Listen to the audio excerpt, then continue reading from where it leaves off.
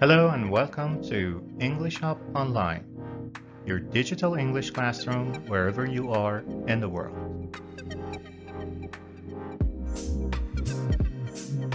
Today we're going to look at the past continuous tense.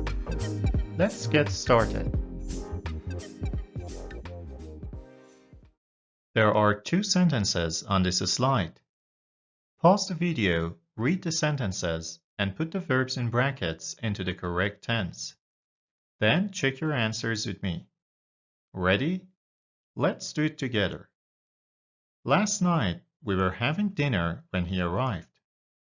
I was taking a shower when the electricity went off in the morning. The verbs were having and was taking are in the past continuous tense. The verbs arrived and went are in the simple past tense. We use the past continuous tense to talk about an action that was in progress at a specific time in the past. For example, what were you doing last night at 9 o'clock? I was watching a movie on TV. As you can see from the timeline, at exactly 9 p.m. last night, the person was in the middle of watching a movie on TV.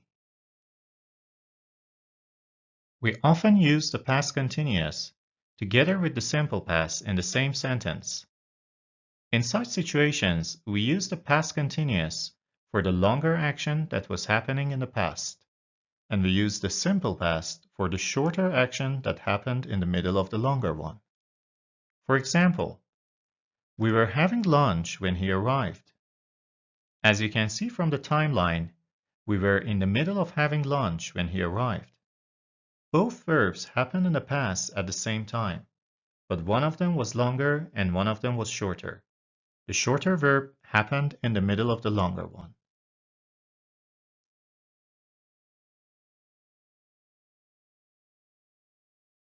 There are some verbs in English called state verbs or non-action verbs, like these verbs, that are not used in continuous tenses.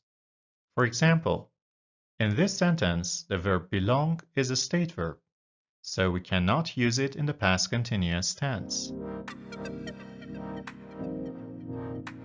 Want to practice what we covered today?